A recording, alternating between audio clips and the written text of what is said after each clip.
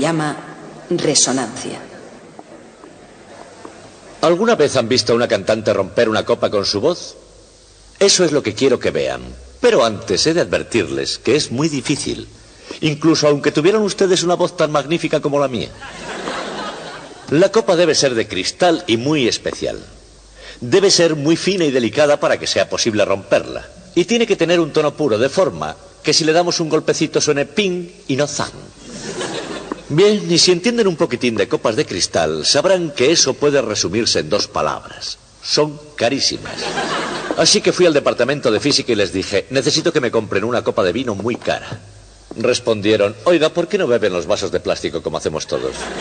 Dije, no, es para una demostración. Dijeron, de acuerdo, se hará como de costumbre. Y así hicieron, nombraron la comisión. Reunida la comisión, deliberaron como Dios manda y por fin decidieron asignar una cantidad suficiente de dinero para comprarme una copa de cristal muy cara para que la rompiera ante ustedes. Y aquí está. Pero antes de hacerlo, quiero explicarles por qué va a ocurrir eso. Tiene que ver con un fenómeno llamado resonancia.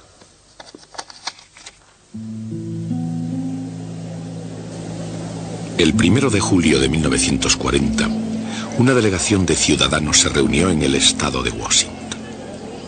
El tiempo era espléndido y la ocasión histórica. Y los discursos y la fanfarria eran también muy indicados para el acto. Se trataba de la inauguración oficial del puente de Tacoma. Desde el principio, el puente que cruzaba el canal Puget entre Seattle y Tacoma era recorrido normalmente como tenía que ser.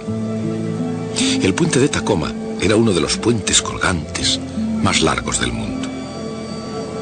Y si alguien no hubiera pasado por alto un pequeño detalle, probablemente hubiera quedado para siempre como uno de los puentes colgantes más largos del mundo. El problema no fue que desde el principio mucha gente no hubiera prestado atención a los detalles. Se la prestaron. Pero en algún momento, y es obvio que fue al final, parece ser que alguien olvidó la importancia de la resonancia.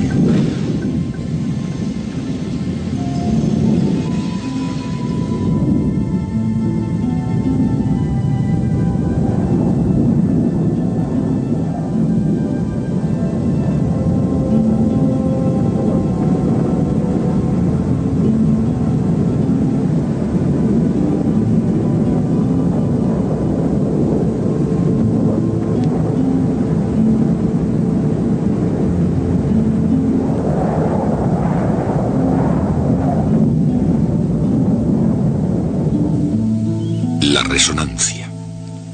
Así, si se sacuden las maquetas de estos edificios en un terremoto simulado a una frecuencia determinada, siempre hay alguno que, dependiendo de la frecuencia, llega a entrar en resonancia. Hablando en términos generales, una estructura compleja como la de un edificio se agitará o se retorcerá por resonancias en varias frecuencias naturales.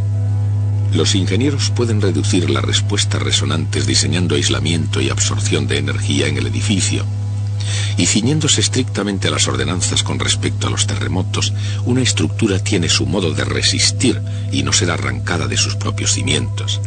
Los códigos de la edificación son leyes, y cuando alguien piensa que algunas leyes se han hecho para ser violadas, algunos edificios están condenados a sufrir las consecuencias.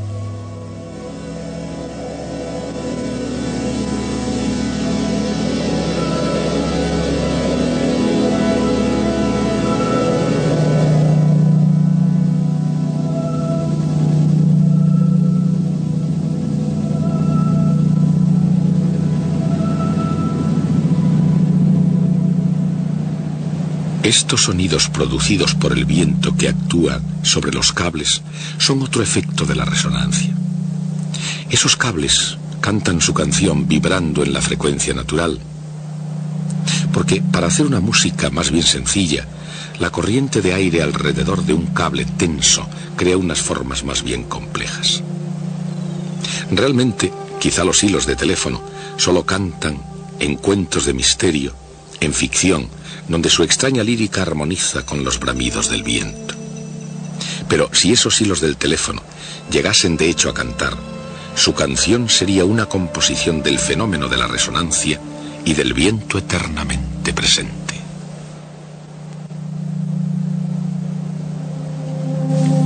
Con vientos fuertes, la corriente de aire normalmente estable alrededor de un cilindro, de este cable por ejemplo, se hace inestable.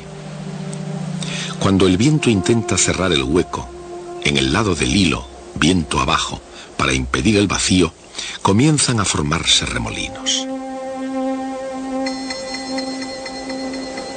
Los remolinos pronto empiezan a desprenderse, corriendo por la estela corriente abajo, creando un esquema previsible de flujo.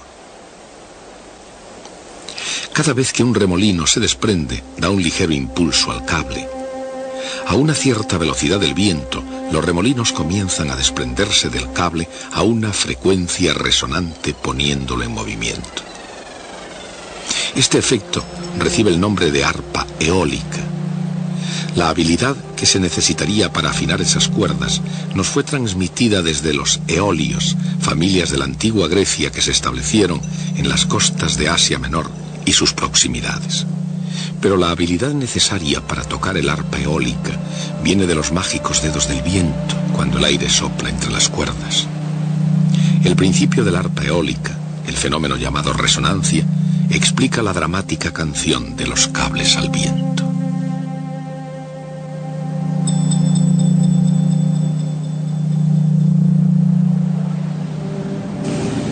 Quizá entre otras cosas, el puente de Tacoma fue la más espectacular arpa eólica de la historia. Por desgracia, su primera actuación estuvo destinada a representarse solamente durante unos 4 meses. Durante ese tiempo fue un puente precioso pero un poco extraño. Incluso antes de acabarse de construir, la gente ya observaba su peculiar comportamiento. Y era porque, incluso con brisas suaves, el puente se ondulaba. Algún tiempo después, uno de los humoristas locales empezó a llamarlo Gertrudis galopante. Y por razones realmente obvias, el nombre... Intentaré primero usando esta cubeta de laboratorio. Funcionará de la siguiente manera. Todo este material me va a sustituir a mí y producirá un tono puro que haga vibrar a la cubeta. Además tenemos aquí un micrófono que oirá todo lo que haga la cubeta. La señal que sale de él la podemos ver en este osciloscopio y así sabremos lo que hace la cubeta. Vean ustedes. ¿Lo ven? Muy bien. Ahora lo que yo tengo que hacer es subir el volumen y eso hace vibrar a la cubeta. Ahora pueden ver que la cubeta vibra, pero no vibra mucho porque no está exactamente a la frecuencia debida. Tiene que estar precisamente a la frecuencia de resonancia de la cubeta con el fin de que vibre lo suficiente como para que se rompa. Aumento el tono hasta la frecuencia exacta.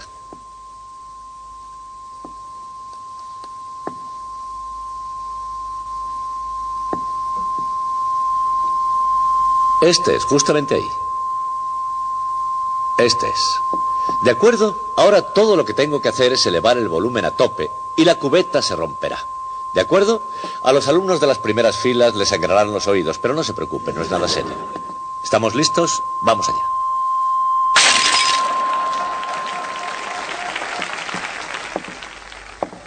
Como ven, nos hemos arreglado sin tener que romper la exquisita copa de cristal. Por eso aceptaron comprármela. Pensaban que nunca sería capaz de romperla. Señores,